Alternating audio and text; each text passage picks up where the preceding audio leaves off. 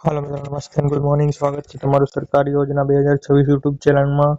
રોજ એક સરકારી યોજનાને લગતા વિડીયો તમારે આ યુટ્યુબ ચેનલ પર જોવા મળશે। જો તમે ચેનલમાં નવા હોય તો ચેનલને અવશ્ય સબસ્ક્રાઇબ કરી દો અને વિડીયોને લાઇક કરી દો અને તમારા એવા દોસ્તો સુધી શેર કરી દો કે જેને પણ આ યોજનાના લાભની અવશ્ય જરૂર છે। કેમ કે તમે લોકો વિડીયો જોવો છો પણ ચેનલને સબસ્ક્રાઇબ નથી કરતા। જો તમે લોકો સપોર્ટ જ નહીં દર્શાવો તો અમને કઈ રીતે ખબર પડશે કે તમારી માટે કઈ રીતે અમારે કામ કર। અમે લોકો તમારા માટે આટલી બધી મહેનત કરીને આવા જ અવનવા વિડીયો લઈને આવી છીએ પણ તમે લોકો જરા પણ સપોર્ટ કરતા નથી એવું મને લાગી રહ્યું છે। તો એવું ન ચાલે દોસ્તો, તમારે સપોર્ટ કરવો અવશ્ય રહેશે। અને હા દોસ્તો, હજુ આપણું ચેનલ સેટઅપ નવું છે એટલા માટે તમને ઓડિયો ક્લેરિટી અને વિડીયોની ક્લેરિટીમાં થોડો દિક્કત આવતી હશે, પણ તમારો સપોર્ટ જલ્દી જેમ સારો બની રહે તેમાં પણ આપણે સુધાર લાવતા રહીશું। તો આજે હવે વધારે સમય ખરાબ કર્યા વગર વાત કરીએ ગુજરાત સરકારની પશુપાલન વિભાગ દ્વારા નવી યોજના 2026 પશુપાલન માટે નવી સહાય યોજના બહાર પાડવામાં આવી છે, તો તેના માટે બન્યા રહો। આજના વિડીયોમાં આપણે કયા કયા ટોપિક કવર કરશું તેના વિશે વાત કરીએ તો ઓનલાઈન અરજી પ્રક્રિયા હાલ ચાલુ છે। ફોર્મ ભરવામાં જરા પણ ભૂલ ના કરતા। હા દોસ્ત, જો તમે ફોર્મ ભરવામાં ભૂલ કરશો તો તમારું ફોર્મ કેન્સલ થઈ શકશે અથવા તો તમને સહાય મળવા પાત્ર નહીં થાય। કયા કયા ડોક્યુમેન્ટ જોઈએ, કોણ કોણ અરજી કરી શકે, યોજનાનો ઇનપુટ, અરજી કરવા માટેની વેબસાઇટ, સહાયતા માટે મળવા પાત્રતા અને નિયમો વિશે વાત કરીશું આજના આ વિડીયોમાં। તો વિડીયોમાં બન્યા રહો।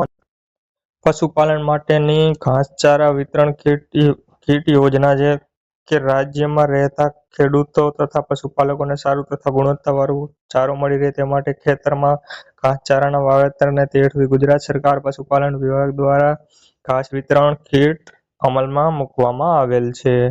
આ યોજનાનો લાભ કોને કોને મળવા પાત્ર રહેશે તેના વિશે વાત કરીએ તો આ યોજનાનો લાભ રાજ્યમાં રહેતા તમામ ખેડૂતો તથા પશુપાલકોને મળવા પાત્ર થશે। સંયુક્ત ખાતેદાર જો હોય તો તેમાંથી કોઈ પણ એક ખેડૂતને આ લાભ મળી શકશે અને તેમાં અન્ય ખેડૂતોની સહમતિ જોઈશે। જો કોઈ ખેડૂત પાસે એક કરતા વધારે ખાતા ધરાવે છે તો તેને કોઈ પણ એક જ ખાતામાંથી આ યોજનાનો લાભ મળવા પાત્ર થશે। યોજનામાં મળવાપાત્ર સહાય વિશે વાત કરીએ તો આ યોજના અંતર્ગત ખેડૂતો તથા પશુપાલકોને ઘાસચારાના વાવેતર માટે વિનામૂલ્યે બિયારણ કીટ આપવામાં આવશે। આ યોજનાનો લાભ મેળવવા માટે અરજી કેવી રીતે કરવી? તો આ યોજનાનો લાભ મેળવવા માટે અરજી પ્રક્રિયા ઓનલાઈન માધ્યમથી જ કરવાની રહેશે, એટલે કે ઓનલાઈન અરજી કરવાની રહેશે।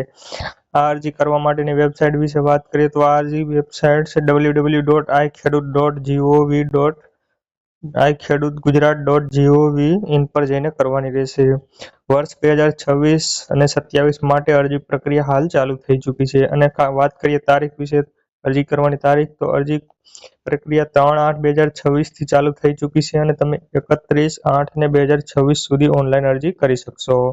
હા દોસ્તો, આના વચ્ચે તમારે અરજી કરી દેવાની રહેશે જો તમારે આ કીટનો લાભ લેવો હોય તો।